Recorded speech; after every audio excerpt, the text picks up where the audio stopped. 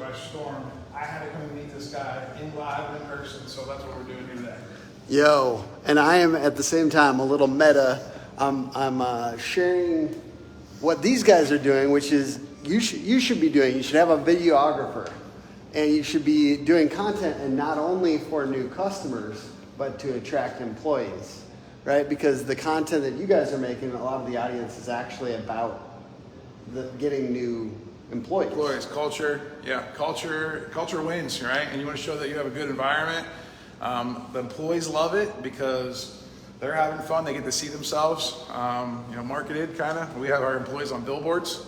And getting the video just on Instagram, on TikTok, on Facebook, sharing the content is one of the best ways to advertise in today's world. And video content is exponentially growing versus just photo over the past 1 to 2 years, and over the next 3, 5, 10 years. Video growth is just going to continue to exponentially grow. So beginning video content right now is just so important to just dive in and slowly test the waters and just start. Absolutely. Document, don't create, just document it. So we're just hanging out, so we're going to document this. But I'm going to pick these guys' brains in this room over here, so let's take a walk over here. But this is Benny and Cody. What's up? Benny is Big Fish. Solventless Dreams is Cody's company. What is it? Solventless Dreams. All right, and he does filming more around Pittsburgh. Yep. You want to pop over here too? I'm going to ask you questions too, bro. You sitting down? Yes, sitting You down. keep that thing live, huh? Yes, we're on live. You need like a selfie stick. I do. Go grab the selfie stick. Yeah, I actually don't know. I don't even think I just use these arms, bro. Is that your? Yeah, that's my arm. That's what you do. You got the selfie arm. That's wild. Dude, okay, so I must not use the stick, man. So this is my Wednesday live series, and really, it's just, we only do 3 things: websites, SEO, PPC, and if that's all you're doing, right? Like, it's basically usually companies that I see, roofing companies that I see, are doing 10 things, whatever they happen to be. Whether it's like a good referral kind of system, they're doing. Truck wraps. Yeah, truck wraps, yard signs. Billboards. They're doing everything. Catch-all system. Yeah, so I see a lot of people that just kind of get stuck in just a few things, or maybe just what we're doing. So I guess, for the people at home, first of all, Big Fish, can you give do a little hype, just 20-second hype reel? What is Big Fish doing? Maybe give me the revenue. I'm just trying to help people. Yeah, so we started in 2015, started from scratch, built the company by myself the first year. And right now, we're probably on pace for $10 million in revenue. We have 26 or 7 employees. I'm starting to lose count now. That's how fast we're growing. We just acquired a gutter company last month, so that added 4 new people. I built this company on marketing, and I also am good at sales, but I use marketing and a lot of things I learned from Gary Vee about brand. Got a cool cartoon fish for my logo. So it makes it a lot more fun than, just your average, Fisher Roofing. So we call it the Big Fish Contracting Company. And we just deliver a high-level customer experience to people in the Pittsburgh area for roofing, siding, and gutters. And, I look up to this guy as far as what he's doing on social media, because you're going live, you're doing different things where it's work. And it's, in addition, you're waking up for a 5 a.m. meeting or 6 a.m. meeting or whatever, and you're doing it live. Yeah. And you're both, what I've seen is it's like knowing who's following you a little bit, because you're doing it live and you're like, I'm motivated, I'm excited about this meeting this morning. He's going live on the way to work. Yeah. And he's not just talking to homeowners. I feel like you're talking to other employees, and I feel like or prospective employees about why you're passionate about what you're doing.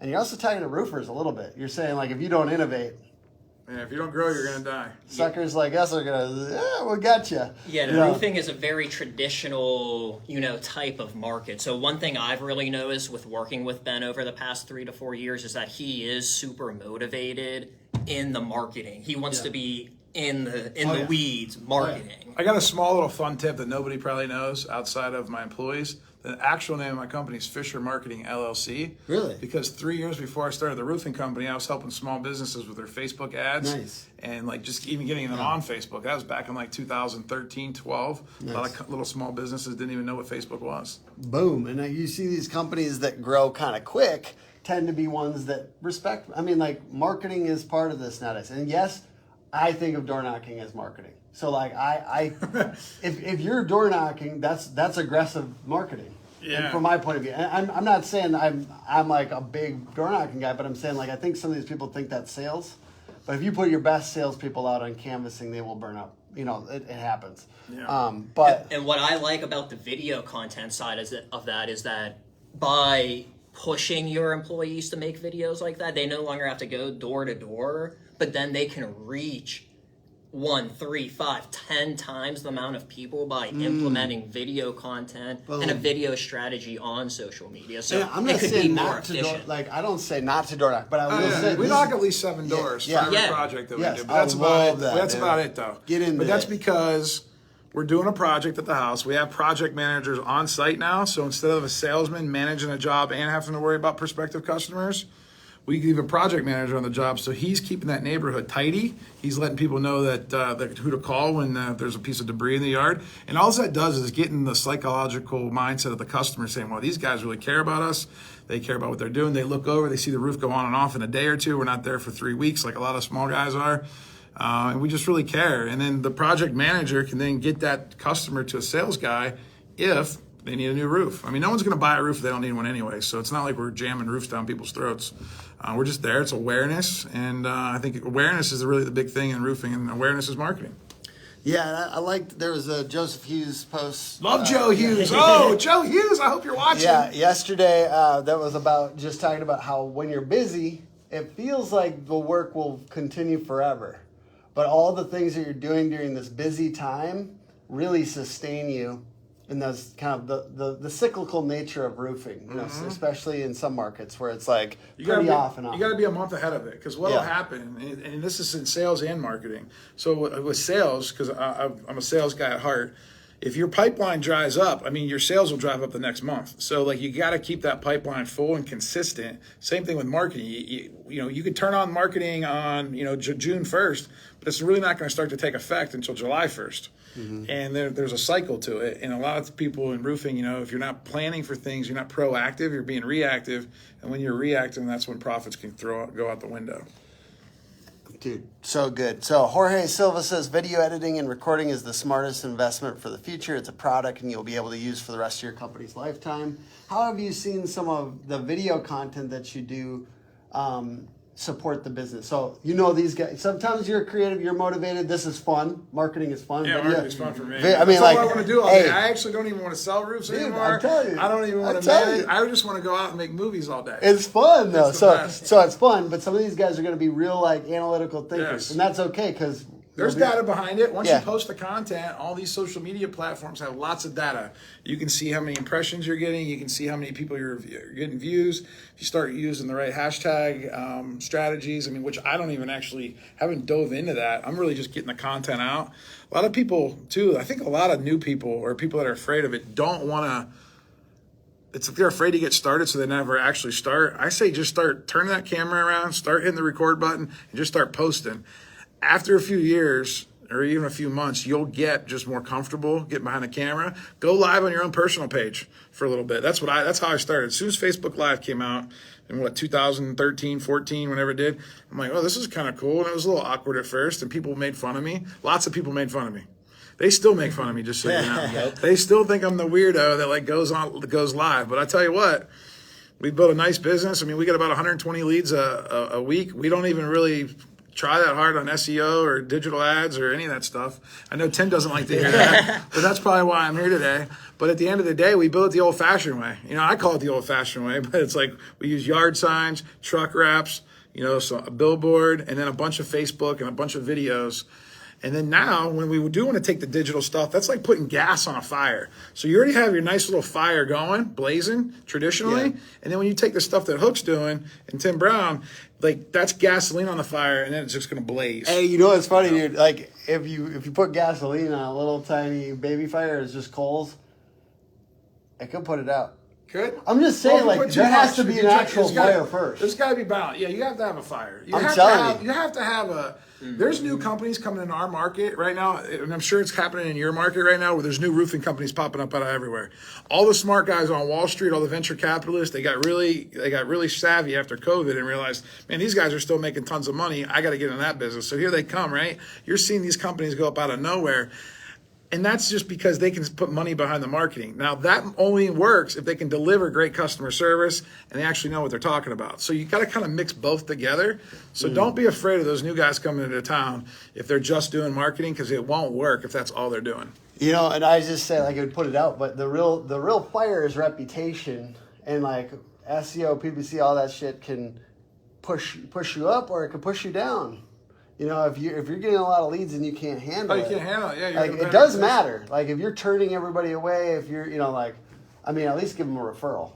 But like So we refer to other roofers when we can't handle it. If it's outside our scope of work, you got to get really tight on your core focus. And that's one thing I learned going through EOS is have a core focus. You know, we do roofing, siding, and gutters. We don't do decks. We don't paint houses. You know, we don't even do slate roofs. We don't do metal roofs. We don't do flat roofs. So guess what? When people call a roofing company, they think we do it all. So what we do is we partner with other people in the city, and then we refer those customers to them. Their people refer us customers. It's the gift that keeps on giving. It's been working well for us, right, Cody? Mm-hmm. And one other thing I want to say, too, that Ben does a really good job at is just collecting Google reviews. Oh, yeah, and why do you think it's so important to collect Google reviews for any sort of business in today's time? Well, I mean, back when I first started, I realized I was just a little fish. And I wasn't even a roofer, you know, by trade. I used to sell roofs for a company, and I was like, how am I going to compete with all these other real roofing companies? Well, I'm going to have to get customers to talk about how great Big Fish is. And how am I going to do that? Well, I got to deliver great customer service, and then I got to actually ask them for a review, because out of 10 great customers, only one might give you a natural review without asking. If you have one bad customer out of 10, they're going to always give you a bad review. So to outbalance that, you got to really just drive home customer service, and then hope that your 2 or 3 of those out of 10 are going to give you a review, because that's the stats at my company anyway. I love to hear it. I do want to just shout out to a few people watching. We got Eric Richardson. I know Jorge Silva, I think. Yeah. Jorge Silva. Silva. Scoville's on there. Chris Scoville. Got that sick rate right now. Scoville, what up? He says, a big fish and a hook, what could go wrong? Exactly. Scoville is Service Finance and Blue Pages, so y'all check that out. Pro, I think. You know, you guys come into these lives, I'm just going to throw it out here. I'm going to shout you out if you say what's up. So say what's up, comment below, give it hearts. I'm gonna shout you guys out when you come in here, because I respect your time and I'm grateful for it. We're appreciative of your attention. Eric Richardson, whether there's a fly in the soup or not, customer gets fresh new soup. He's talking about your reviews. Yeah. What up? Hey, when are we going to get to the fun stuff? When are we going to start talking about NFTs? That's what I'm here in Minneapolis. So he's here at the VeeCon. So he's got NFTs all over his coat. This guy's on the come up with the NFTs. These shoes. Oh God, look at this shit. Oh yeah, look at those shoes. What, did you make these? These were custom painted from one of my artists and friends in Pittsburgh. This is a gift NFT. Bro, can you give it okay, I'm an idiot.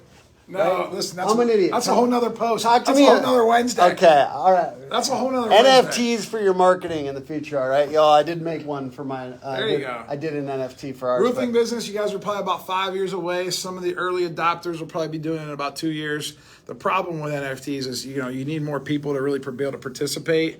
And so there's going to have to be a lot of education. And usually in the roofing industry, we're always last to kind of get everything, kind of the cool stuff. So I'm hopeful that we'll be able to move the needle forward because we have a lot of cool, innovative young roofing owners right now, and I love to see it because a rising tide raises all boats, and that's really important. I'm really here for these just anything with the water analogies while you're here. Yeah, well, that's only fish, hook, Hey, we got a couple pieces of content though that we're about to make as far as our podcast and maybe their podcast. So I appreciate you guys checking out What Else Wednesdays. Get a videographer. And I want to give Young Buck an opportunity to plug himself one more time. Dude, doing videos, so talk about it. Hey guys, my name's Cody again. I work with Salt on the Streams, a Pittsburgh-based company, but once again, just video content is going to be so important over the next 1, 3, 10 years. I always talk, when I talk with my clients, I just always stress the importance of time management. Can you still manage recording videos? Or is it time to hire someone to bring them in to record and document full time to really attack the social media markets? I've been trying to hire Cody full time, and he still wants to do his own thing. I'm like, dude, I got content for days, man. I'm never gonna run out of content. I need my own. If you guys follow Gary Vee, he's got a guy named D-Rock that follows him around for like the last 6 years. D-Rock was literally, I think, probably in his basement filming stuff. Next thing you know, now he's the biggest, celebrity I don't know what you call it, mini documentary guy that kind of follows that around and chops that content up. Yeah. But he's doing it all, man. And Cody's like my little mini D-Rock.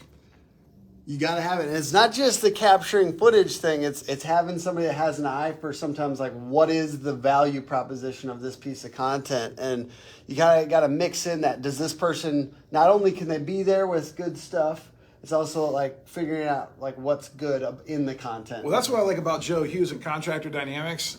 He is very, very dialed in. Before he shoots content, he knows exactly what they're going to say. He knows the frame of how you're going to shoot it with the roof torn off, or if you're going to do it on site, if you're going to do it in an office. He plans the content. There's one thing just going live and just kind of winging it, which is better than doing nothing. I will tell you that. It's better than doing nothing. But as you start getting better at that, then you're going to want to be planning, because there's a difference between there's a video guy, then there's the video editing, and then there's the copy. And those are all three really specialized skills. Not too many people are going to be great at all three of those.